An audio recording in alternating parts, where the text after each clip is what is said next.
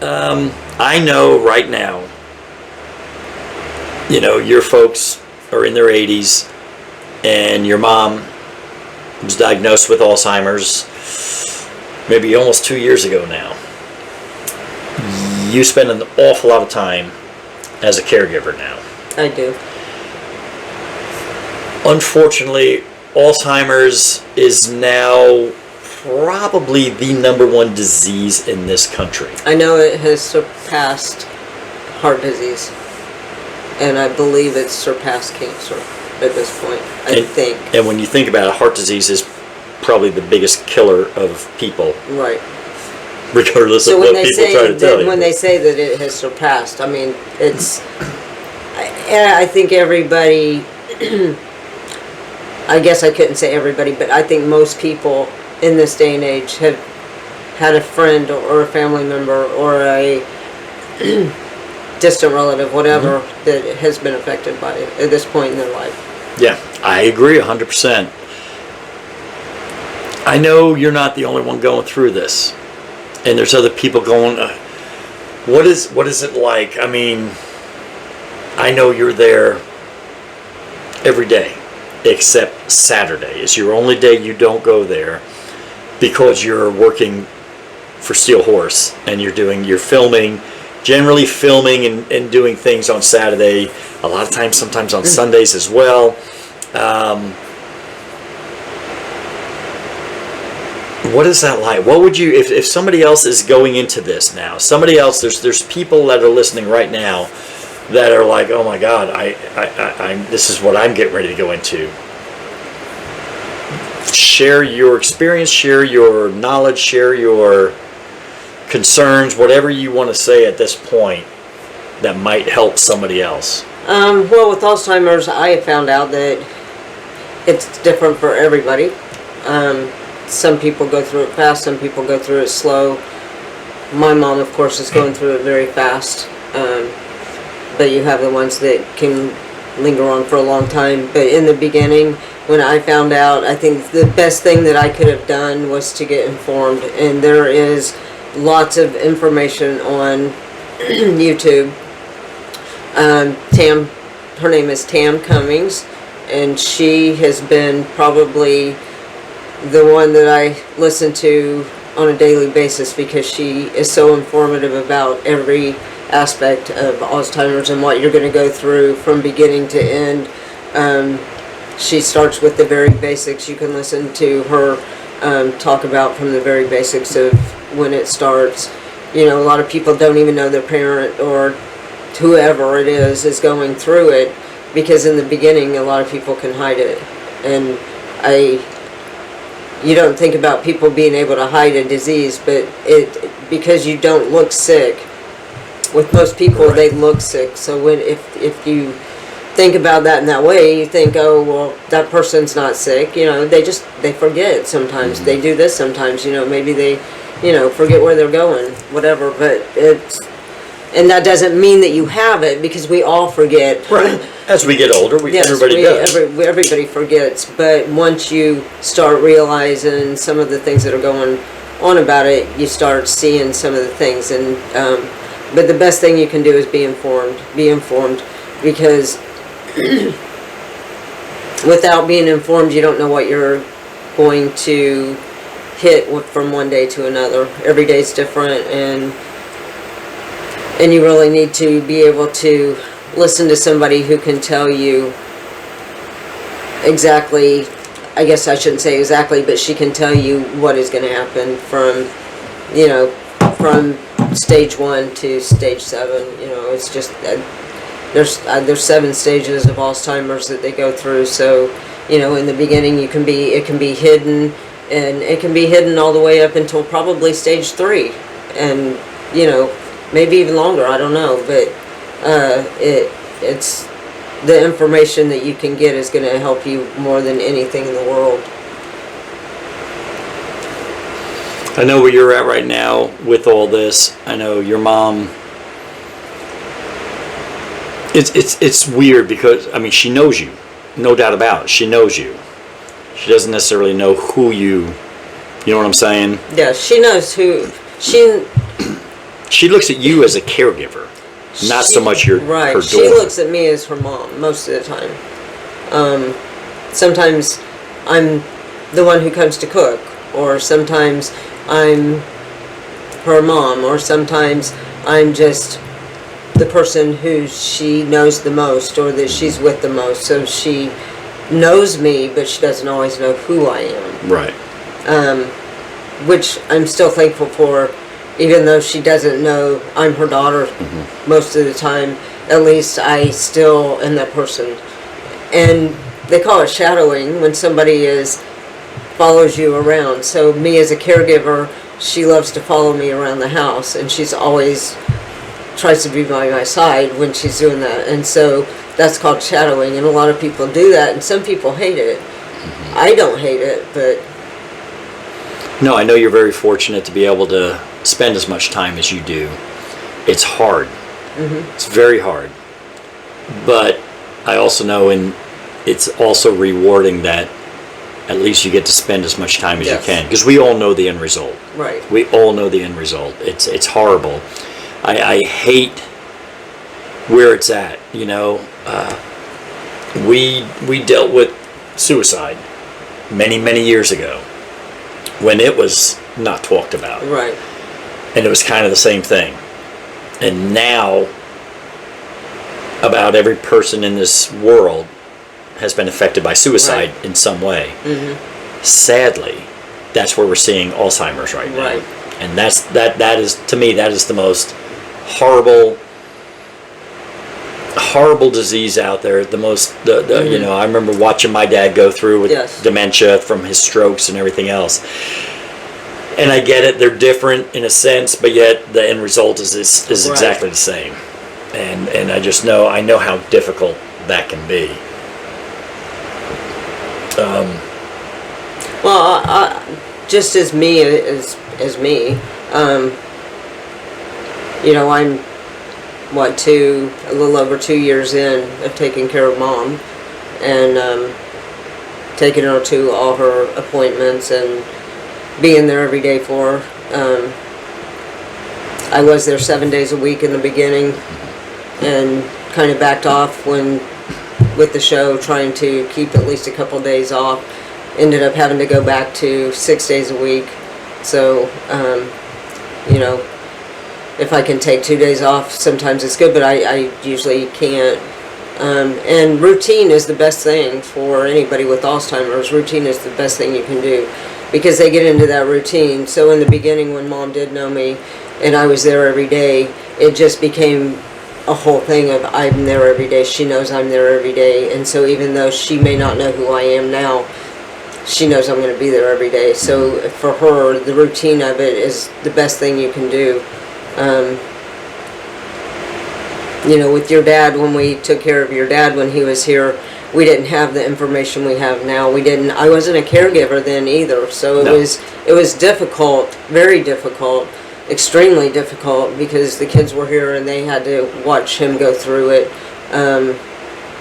But I didn't have the information to know how to take care of him in the way that I have the information now. I can get online, I can listen to people, where I didn't have that back then, to be able to learn more about what was going on. And I was working and I was raising kids, so it was just very difficult. I will say, in the difference with taking care of your dad and now watching my mom and dad, because they're still together, it's a whole different aspect of watching the partner have to suffer along with the one who is suffering. So you have the person with Alzheimer's suffering what they're going through, and then you have that spouse that's losing their partner every day, piece by piece, and days of not knowing who that person is. And that's been very difficult for me.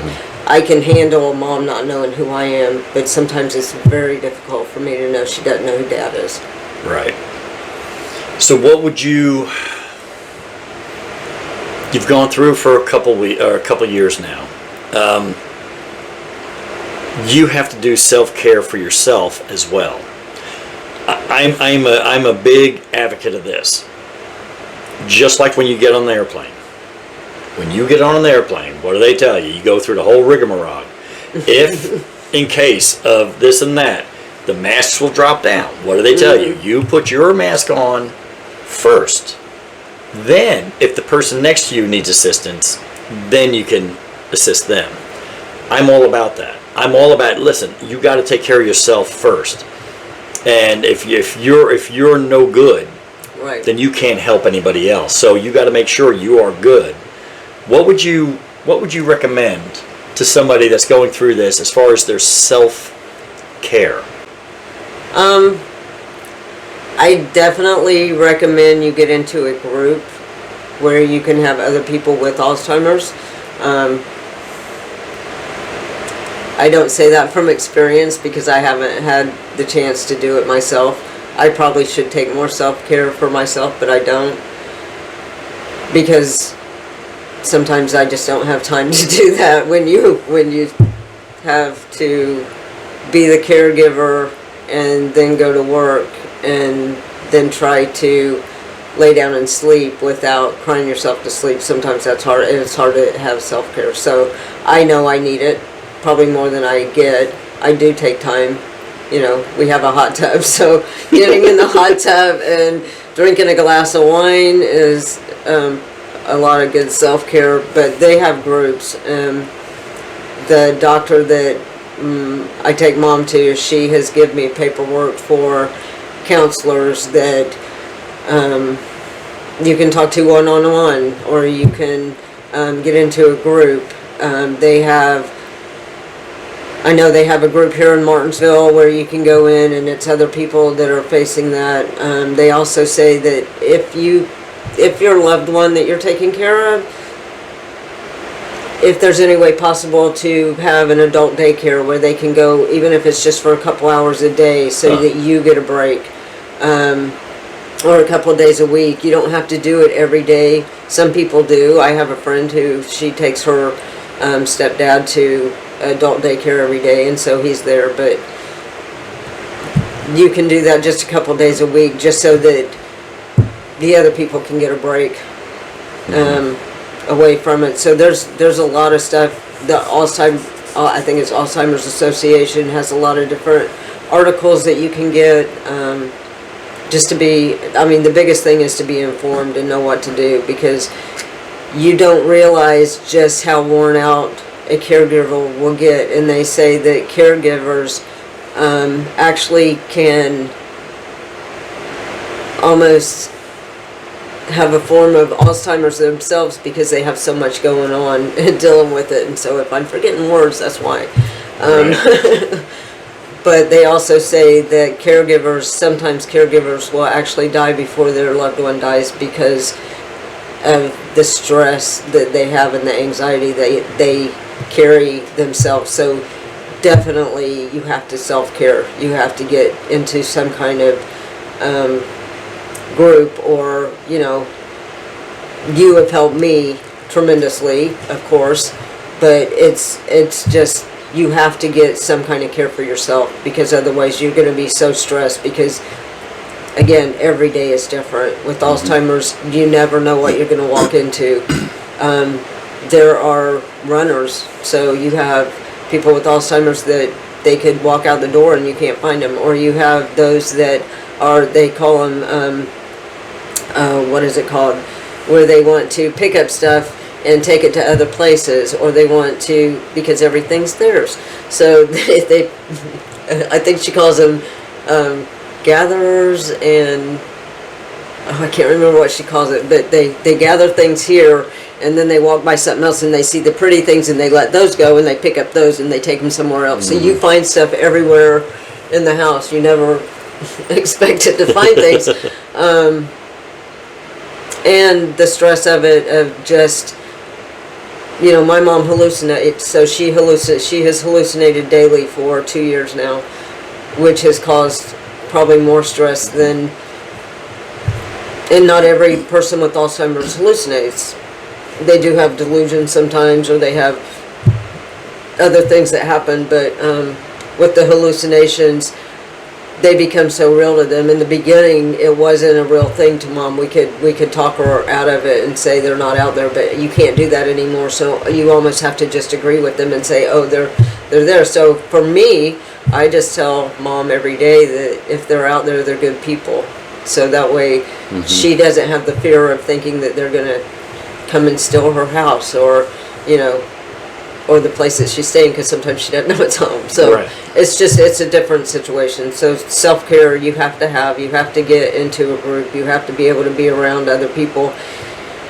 Some people don't have, some people just can't handle it. I will say there's people that just can't deal with it with their loved ones, and they can't go into that situation, and I totally understand that. Sometimes they move away just because they can't handle it. Fortunately, you know, I do have some help. Yeah. But there's other people that they don't get any help, and so, I will say it's very hard with Alzheimer's to get help as with other diseases, because for some reason with Alzheimer's you can't always get, if you do get them into an adult daycare, maybe with some insurance it's different, but usually it's, you have to pay out of pocket. If you put them into a home, a lot of times it's out of pocket. It's they I don't know why, but they don't have that for them. So, but yeah, sorry, I kind of ran on. No, by all means, no, and that's what I want to say. And to me, some of your self-care is your knowledge, learning. I know when you're cleaning, you listen to podcasts all the time. And so you're always listening to some of these doctors and some of these other people that are talking. Knowledge helps a bunch. It does help a bunch, and in a sense, it becomes some of your self-care, because you understand. The more you understand what's going on, the easier. Not that it makes it easy, but it's easier to at least understand what's going on. If you understand what's going on, at least then you can kind of regroup. It's true.